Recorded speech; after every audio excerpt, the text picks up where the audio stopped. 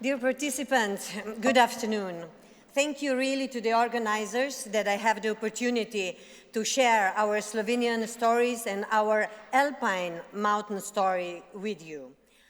I must say that we living in the Alps, maybe sometimes the other part of our globe consider us a little special and specific regarding the fact that we have mountains all around us and that sometimes we don't have a broad view to the horizons. But nevertheless, what we do have in common, all of us, it's a passion about mountains. So in the Alpine region, in 7 countries, more than 80 million people lives. And we are doing, or every year, we are hosting almost 400 million overnights, which is really a lot. Every second bed in Alpine region is a touristic bed. Every 6, it's a bed in a hotel. So we can imagine how fragile this environment is. But how we are dealing with the Alpine region in Slovenia, I would like to show you in a really very short few seconds video.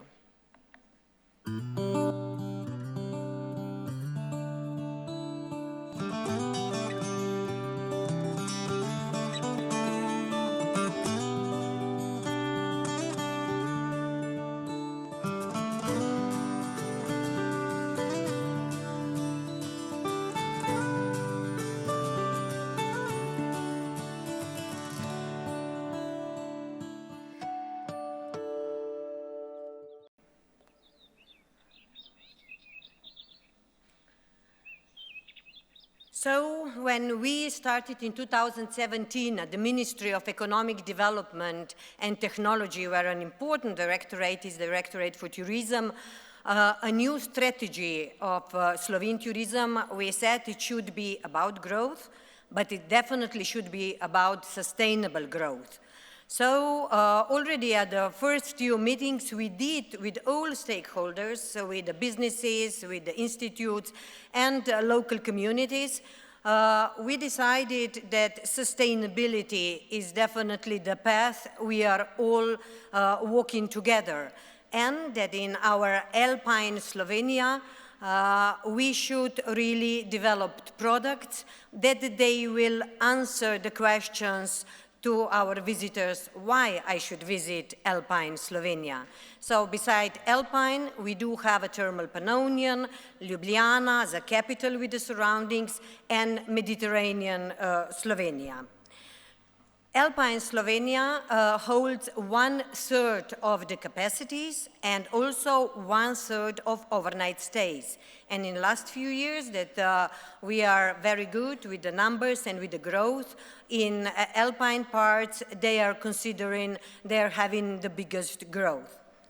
But from here on, to talk about the products in the Alps, I mean that is common for all of us living in the Alps.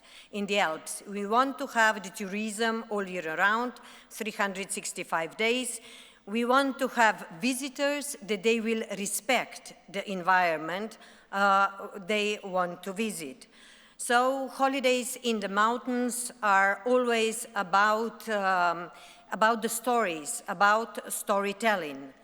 If it's about sport, it's definitely much more than this, because sport is a sport for guests, it's a sport as a venue for big sport events, it's a very important part of economic tourism business in our country. The big international sport events, the World Cups, from December till March, we are hosting 7 of them. As I said, it's a lot of opportunity for different sport activities, summer and winter. It's a cycling, hiking, water sports, rafting, of course, paragliding, and all these can be prepared and offered to the guests with, again, respect to each other. Another important issue really to have the tourism all year round is definitely gastronomy. as we really experience today a very good local food with local ladies, I think this is one thing we are all like to share with our visitors and guests.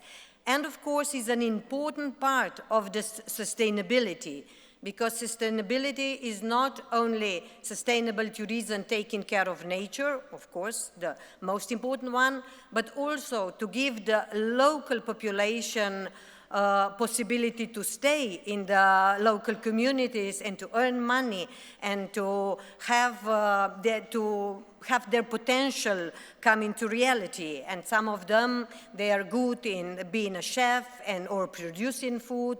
The others are good in being mountain guides or working in the hotellerie or agencies.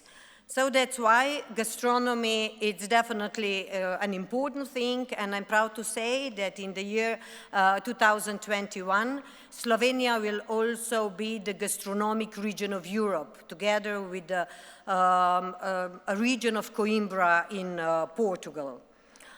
So the future of mountain tourism, what are our challenges and opportunities? Do we sometimes have a feeling already that growth can also be an enemy? We believe that we shouldn't consider growth as an enemy, but definitely as a challenge. We believe that maybe better than use the word over-tourism is to use the word unregulated tourism, because if something is unregulated, then we can make it right. And I think that you will agree with me that nevertheless, that maybe in Berchtesgaden or beautiful Lake Bled you've seen before I come from, that in the one time of the year, there can be a few weeks or a few hours, it's really overcrowded. But we all know that maybe half an hour away, it's a beautiful spot that we would also like to share with our visitors, but we don't really communicate this on the right way. And in the era of digitalization, we have all the tools to communicate with the guests, with the local communities, and of course with businesses in tourism. The numbers, before we were listening that the numbers for 2030 or 2050 are really considering the high growth. So till 2030, 1.8 billion people will travel around, and they would all like to have their special experience. So how we can really do sustainable management to give our guests a sustainable experience, a story from a mountain country whenever all around the globe. Because most of the guests and tourists, they want to be more like travelers. They want to have a feeling that they experience something special, not that they are in a big group of people for 15 minutes here, 15 minutes there, and then flying away. So sustainable management, it's really a very important thing to do as a dialogue within the partners. Local community, local businesses, of course regional and national level, and definitely with the guests as well. We shouldn't forget the guests, the communication with the guests, what we expecting from the visitors as well, the respect, and of course to take some more time to really feel the country that they are in. So, of course, we are following the recommendations that they were already told already today, that UNWTO is giving to us, how to make the destination interesting all year round, how to involve more and more local people to be part of this tourism community. And in Slovenia, a few years ago, we started with a special project. It's called Green Scheme of Slovenian Tourism. And our aim was to be more successful in sustainable management of Slovenian tourism in all levels. So we wanted to include local communities, businesses, and local people.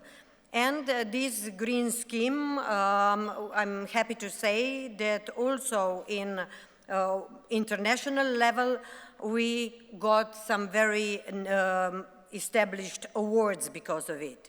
So it's a national program with the tools. It's not about giving more bureaucracy to the local community or to the businesses, but to connect them more and to really discuss things, because when you are going through this certification program, they are discussing things also regarding mobility, regarding food supply, regarding how to really keep young people into the destination. And of course, there's a special certification, gold, green, silver, and bronze. And at the time being, we have 64 accredited partners already. Until the end of the year, we are expecting that we will have more than 100. And this is really something we are proud of, and 1/3 of these owners of these labels are coming from the Alpine part of our country. So I mentioned some nice awards, and the one we are really proud the most is the National Geographic World Legacy Award we got in 2017 for this green scheme of Slovene tourism. Yeah, and there are more and more challenges regarding the sustainability and regarding the climate change. I would like to share with you my opinion that climate change is not only, or is not just to get the globe warmer and warmer, but that the climate conditions are getting more and more extreme.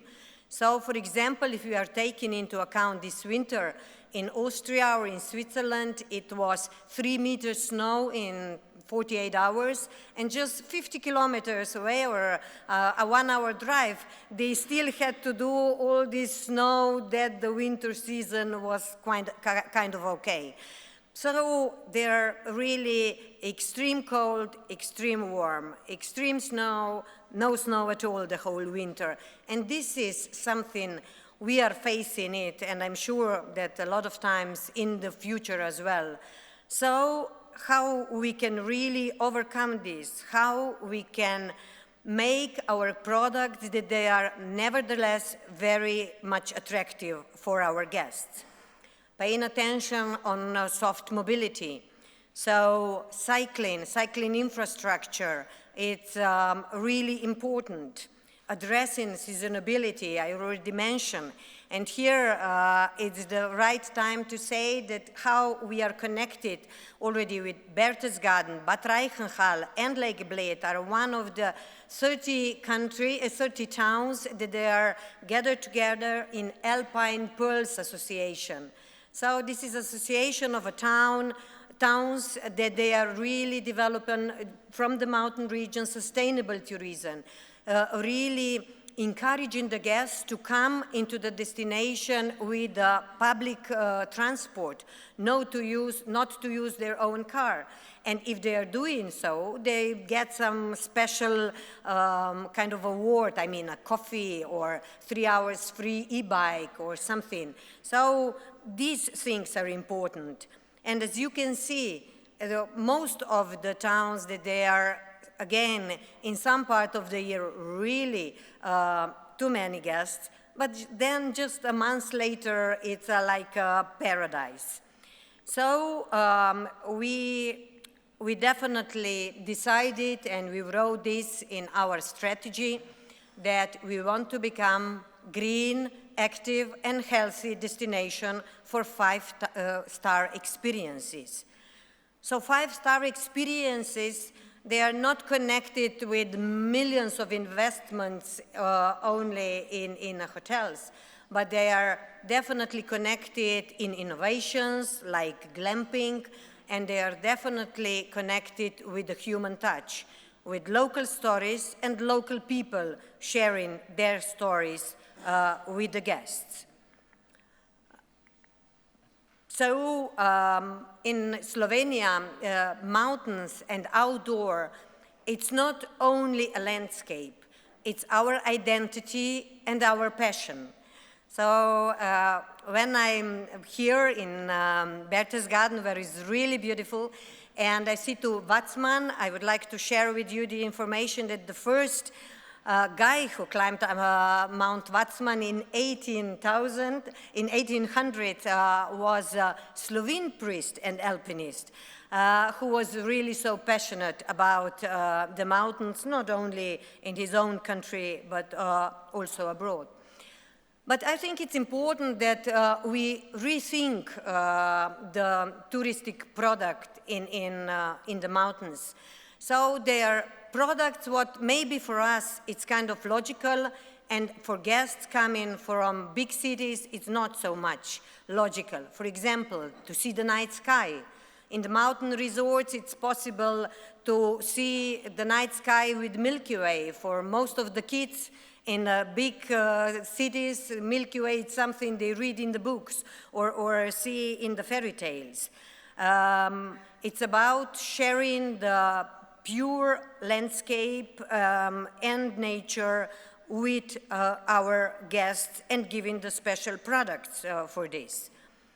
And again, we are connected with Ramsau, for example, in another important association. It was already mentioned today by the minister too, already today. It's Bergsteigerdorfern. So it's about the little villages from the Alps, wanted to connect from one region to another, and of course to share their stories, their identities with the guests that they are coming. So what are the other opportunities regarding products we can develop? I mean, each resort or destination has its own stories to tell and to communicate. In Slovenia, it's definitely the story about beekeeping, about happy well-being and happy tourism, because every 10th inhabitant of Slovenia is a beekeeper. And again, another passion that we, of course, like to share, and it's sustainable, and it's definitely worthwhile sharing it with our guests. So, what lies ahead? What are really our challenges in mountain resorts? In Slovenia, we have a world-famous Planica ski jumping.